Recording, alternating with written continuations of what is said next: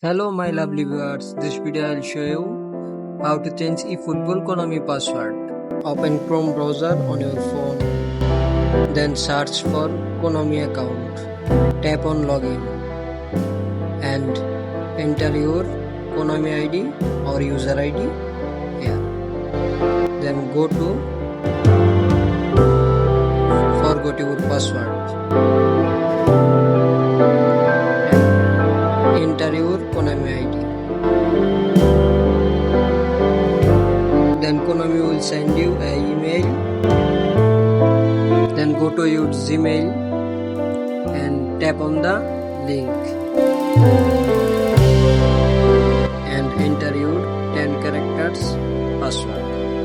Thank you.